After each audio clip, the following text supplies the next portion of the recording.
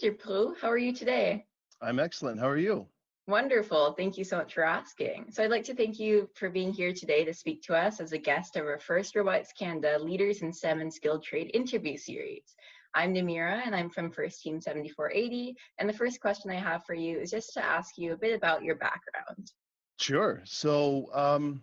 I started my tech career at Hewlett Packard as a marketing consultant, which basically enabled me to work with our platinum and gold partners. Basically, what that means is the people that spent the most on Hewlett Packard. So what that did is, a highlight for that is it opened me up to the marketing and events world, which was really cool, which is something I was interested in. But it also enabled me to work with these partners, collaborate, which I didn't know at the time, but would really sort of set me on a path of my entire tech career. So that was really cool working at HP, again, collaborating, working with all these folks and building these relationships, which again, I would really find out how important that was. From HP, I went on to Synnex Canada, where I managed a community-based program. So basically resellers from across the country, they would come and collaborate and meet and network and business deals. Essentially, again, that's where that sort of connector piece would come in, which, at that time, I didn't know, but I was like, you know what, I'm kind of good at this, putting the right people together. There could be someone from Vancouver who had, a deal come across their desk and say, I'm not really, this isn't my specialty, but hey, I know someone in Newfoundland that actually can help with this. And, I got to connect the pieces and really solve some real world problems. So that was kind of cool. And again, that really set the path and sort of, I found my niche within the tech world of, hey, I'm kind of good at connecting some folks here and solving some real world problems. Next, I have had a few gigs. So next I had a brief stopover in North Vancouver working for a startup. A highlight for that is because it was such a small company, there was like 10 of us. We all really had, we all had an interest in the business, and you almost felt like an owner of that business. So I got to learn not only more about the tech world, but how businesses function. So that was a big thing for me. And now, from there, I found myself back in Ontario working for CompTIA, which is in the nonprofit sector. And I get to, I'm back in a community role. So I get to connect the pieces together again, which is what I love to do. So. Wow. Well, that's all really interesting. And I think there's a lot in there. I think it's great to hear about such a diverse experience in terms of your background. And I think that's inspiring for all of us as students as well, who might not be totally sure about what we want to do post-secondary. Absolutely. All right, so I'm asking the next question. I'm Adalia from First Team 771. So it's clear that you've been involved from everything from marketing consulting to business management, and it's such a broad spectrum. Could you tell us a bit about like the highlight or the highlights, I guess, because there must be multiple of your career?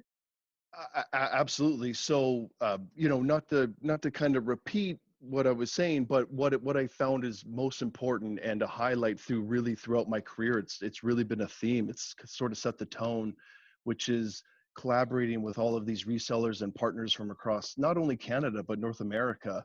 CompTIA has enabled me to be in a role where I can reach not only North America but really globally. But really, the highlight has been, really showing me there's other sides to tech. And I know you guys have heard it 100 times that, tech isn't just about coding. And I think we know that now. But, when I was younger, I didn't know. I thought really tech was sitting behind a computer and not really doing much, but it's not that at all. And having my eyes open to an events world and collaborating with all these honestly amazing people from across the world that are just trying to get, sort of things done and helping them connect. The highlight really has been solving those problems and being sort of that centerpiece, which is, again, I have a problem, I don't really know how to fix it, but oh, hey, Joe customer, I've got a guy over here that can also, kind of help you sort of bring that across the line. So the highlight has really been collaborating and building these relationships that I honestly, I didn't think I would ever be in a position to do. So that has been a big highlight for me. And I think that's super interesting that you bring up the point of like, you can be involved in tech even if maybe you don't actually want to be sitting behind that desk doing the tech. You can be a part of it in so many broad ranges and so many different ways, which is super Absolutely. interesting. Yeah, for sure. For sure. Okay, hi, I'm Huda from First Team 1241. So you talked about how like when you were younger, you didn't really understand like what tech actually was and thought it was like sitting behind a desk job, like sitting behind a desk and like working the computer.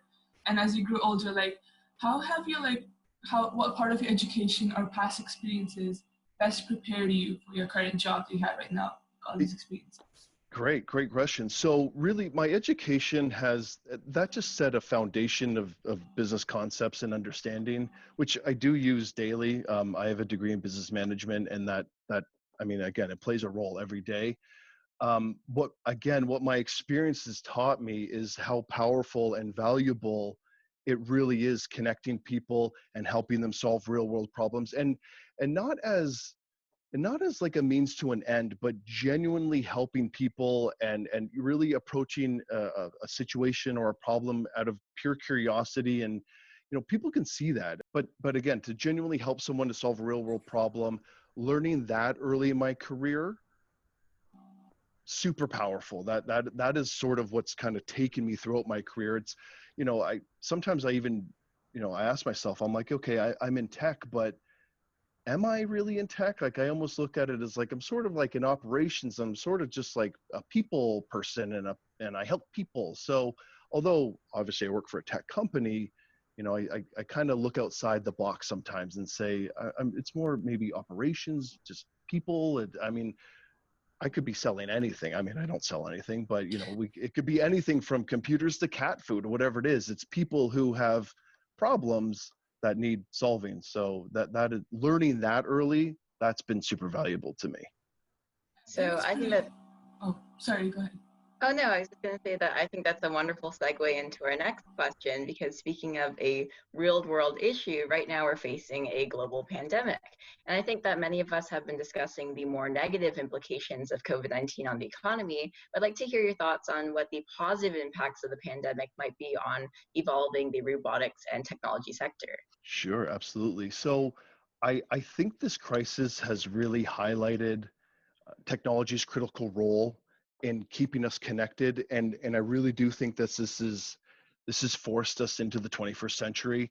One of the positive impacts this may have on robotics and automation in the tech sector is the level of innovation and creativity and sort of repurposing and retooling of current technology that we're seeing.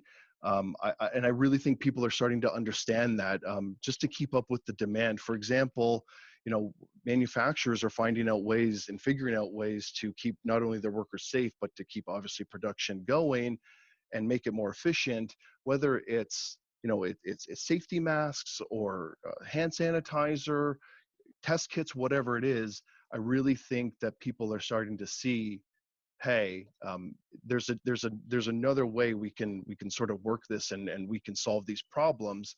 For example, in terms of repurposing or retooling, you now see at airports or hospitals, people are now getting full body scans. And if you have a temperature of over 100.4, further action can be taken. But what that means is, okay, that person is borderline fever, which is a symptom of COVID. So and whatever they could ask to leave, whatever the action is, but repurposing these thermal imaging cameras to do that, or even the GM plant out in Oshawa, who could they make cars, but now they're making face masks. And distilleries across North America are now not making spirits. Well, maybe they are still, but they're now making hand sanitizer. So to see the innovation and the creativity and the retooling and the repurposing taking place, I really think it's bringing robotics and automation to the forefront. And people are really actually starting to realize how important that technology is, not only to their companies, but really to their lives. Like you were talking about how like these technology companies are like reshaping like what they're doing to help with this crisis. I think it's really cool how you commented on like all these companies that do something else and like switching over to like making masks or like helping out with the pandemic. That's really cool, like what you said about that. It's really cool to see Yeah. and to read and to hear these articles, and it's like, wow, like these people, like, I mean, people care. This is a big deal, obviously, and to see that they're literally saying, okay, we got to pivot, guys, in order to, one, keep up with demand. But I mean, they're business, they're in the business of making money, so they to see that pivot and see that innovation, to see business leaders say, okay, maybe this is what's more important right now. Let's start producing this, manufacturing this. It's actually really cool to see. So I really think this is tech's time to shine. Kind of cool. So the last question had a really great segue. This one, kind of a full 180. So thank you for your comments on that. I think that was amazing. And it's definitely amazing to see everything that you were talking about going on in the community right now. This one is about your involvement actually in the first Canada's Girls in STEM Executive Advisory Council. Kind of a tongue twister name, but what led to your involvement with the first Canada's Girls in STEM Executive Advisory Council? Yeah, absolutely. So there's sort of like a two-prong approach. There's a business side that got me involved, and then there's a personal side. I'll start with the business side. So at CompTIA, we have several STEM initiatives, and we believe and we value STEM. We have communities dedicated, initiatives dedicated towards STEM. And Mark Hardy, who I'm sure you all know, at CompTIA, I have my own executive advisory board, and Mark sat on my board. And I was brainstorming with Mark one day. This was last year, thinking of how we can come up with a STEM initiative. We really wanted to highlight this, and I think it just kind of snowballed from there. It was Cynics was working on STEM initiatives. Obviously, Mark's involved with STEM, with FIRST, I should say, excuse me. And it was sort of, let's put two and two together, as opposed to having independent messages, hosting sort of independent events. It was, why don't we just all kind of team up and have this big joint event? Unfortunately, because of COVID, it didn't really pan out. However, I think it was just, again, the light bulb went off, saying, instead of us just doing things independently, reaching a few people here and there, why don't we sort of combine and do something together? So that was really the business side to get me involved in this, and Mark had a hand in that. The personal aspect to this is, truly, I really wish I had something like FIRST when I was younger. Not to say, I know it was around, and I know it was founded in like the late 80s, 89, I think it was, but I didn't have the awareness. And to have something like FIRST to show me sort of, what I like, what I don't like, meet like-minded people, I really wish I had something like that. And I've been lucky enough to have mentors throughout my career, and to now be in a position that I get to sort of pay that forward and work with you guys to help and mentor, offer advice. It's pretty cool to see that kind of come full circle. Again, I've had a lot of people help me throughout my career, to be in a position, it was to do this and have the opportunity. It's amazing. And when Kim asked, I jumped right at it. So it's pretty cool. It's amazing to see just so many passionate people involved in the first, the Canada STEM Executive Advisory Council. It's a mouthful. It is a mouthful, and I'm sure there's a short form, but I don't know it. Yeah, let's abbreviate that. No. But yeah, it's amazing to see you and so many other people working to support girls in STEM, because it is definitely something that I'm sure all of us here, the three of us being females in FIRST, we definitely love to see. You guys are the leaders, so it would be silly if we didn't foster that or do everything we can to make that happen. So yeah, it's really great to hear that. One concept that we like to highlight with FIRST Canada's focus on supporting young women and girls in STEM is called allyship. So to sort of turn the tables around, I'm wondering if you could talk a bit about a female ally or a female mentor who you've had in your life. Sure, absolutely. I have had several female allies, again, throughout my career. And actually, let's talk about segues. This was perfect leading into this in terms of mentors and people giving me a helping hand. I've been fortunate enough to have, both men and women help me along my way, even if it was just something that's having like a cheering section. It's been vital to my career and to my success. and the timing of this question, by the way, is impeccable. But I have a call on Monday with a potential coach, and she's a female. So again, I haven't had officially in that form yet. But throughout my career, I've had a lot of people give me a helping hand. One quick story, if you want to hear it. This lady at HP, her name was Lori. We don't have to drop last names, but it was in my first month working at HP, brand new. Lori came by my desk, and I just met her, and she said, "Hey, like I got this quick thing I need you to work on. I'm going to go to a meeting, whatever." Worked on it, took literally no more than 10-15 minutes. And since then, Lori like would have come by my desk, we'd chat, and it was Lori who actually championed for me to get the role at Synnex. She put my name forward. She gave my name to Mark Hardy and the team and said, "I met this guy Adam at HP. He's a great worker." She vouched for me. She really kind of put her neck out there for me, and the rest is history. I got the job at Synnex. But if it really wasn't for Lori, I wouldn't have been in the role that, and I don't think my career would have taken the turn it did. So, always indebted to Lori for that. That was amazing that she did that. But to have allies, coaches, female, male, it's important. You can't really do this alone.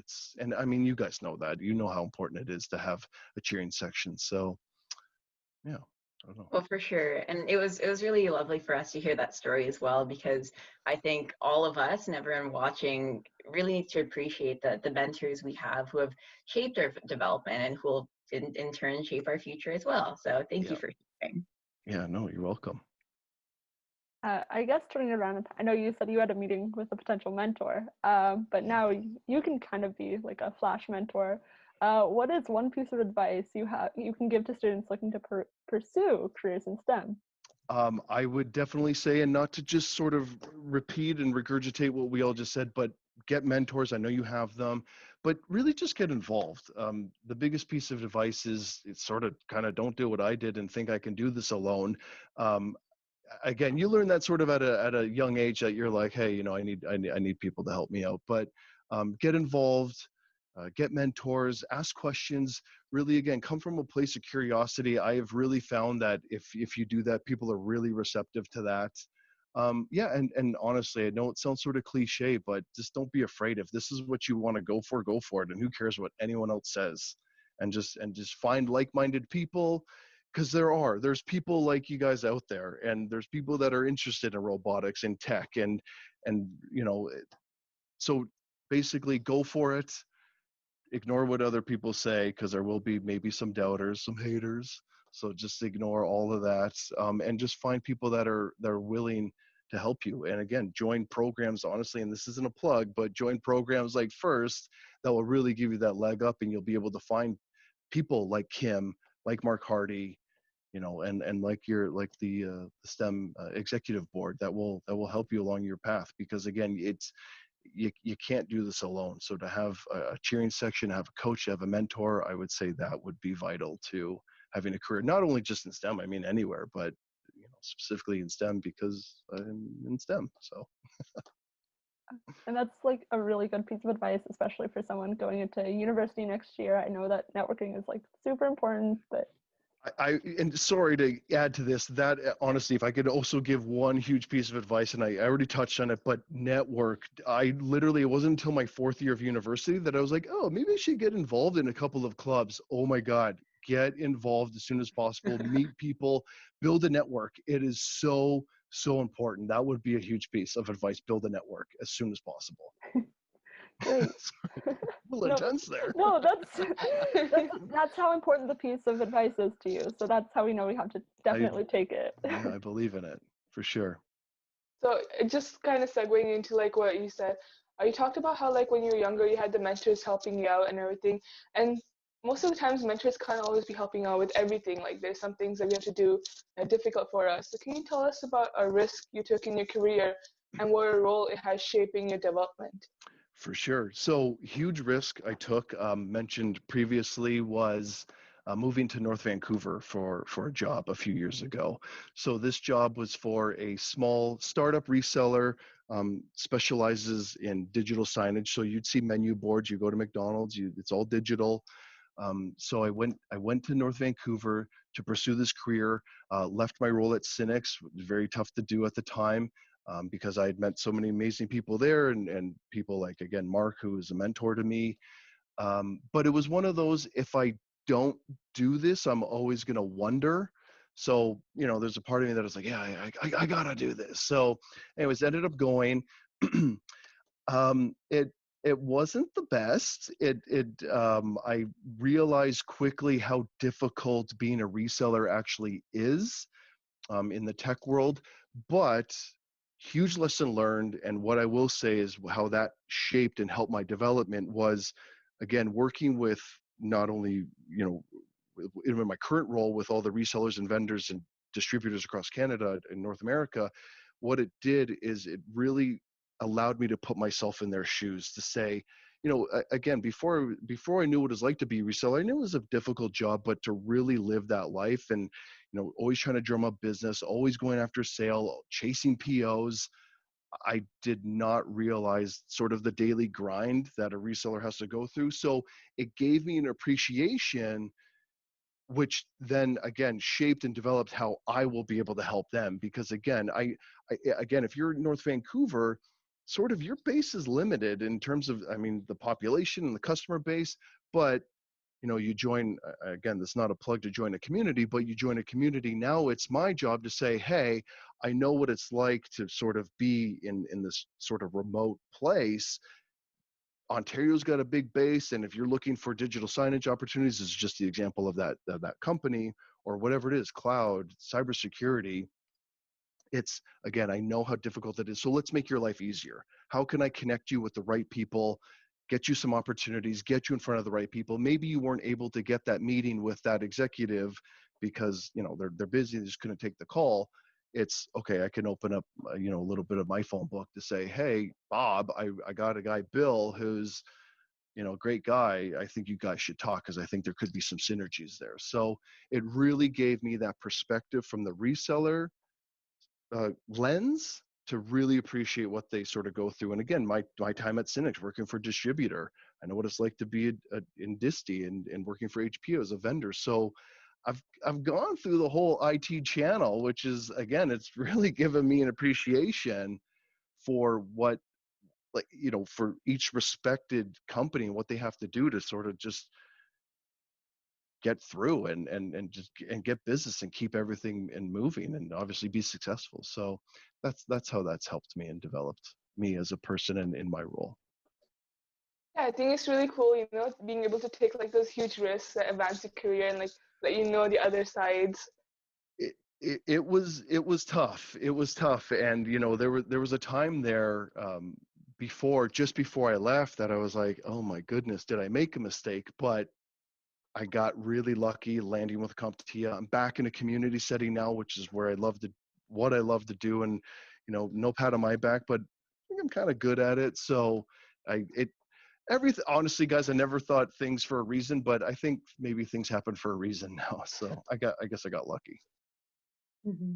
Well, Mr. Proulx, it's been so wonderful and so inspiring, really, hearing about the challenges that you faced and how you've learned from them, because now you're such a successful person and you've done so much for the community. So it's been so wonderful hearing all these questions from you. But I guess we want to hear if you have any questions maybe for us as well. I sure do. So just an easy one, but really, what inspires you guys? Really, what gets you out of bed? What kind of keeps you going? Is it your mentors? Is it just the work? The collaboration that you guys experience? What inspires you?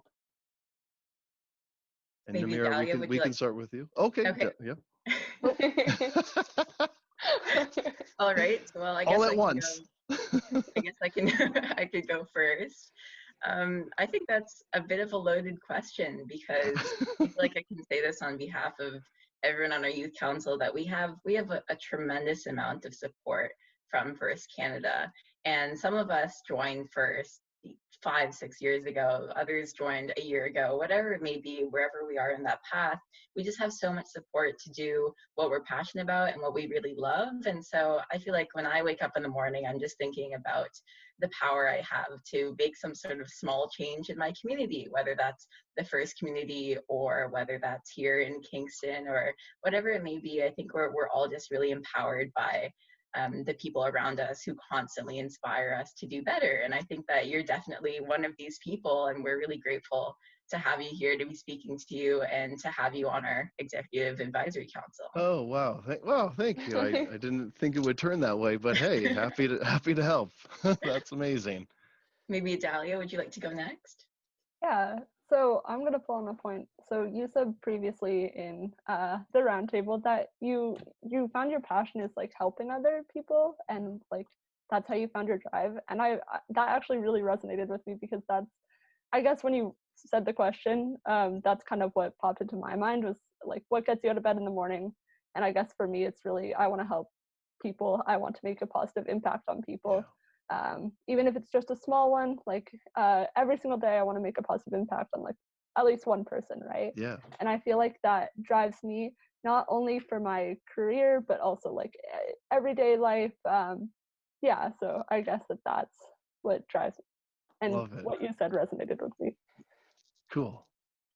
Okay, I guess I'm left. So what gets me out of bed in the morning, like what inspires me, there are these mentors on my team, and they're really like amazing people. They're so talented and super intelligent, and it just like drives me to like become like really good and like beat them at their own game, because like sometimes like, you know, like they'll be pulling stuff out on me, like surprising me like with their knowledge, like, yeah, I know this, and I'm like, no, one day I'll pull that on you, like I'll tell you like I know this too. But it's just like Adalia and like Namirah said, it's just like the people around you that empower you and support you so much.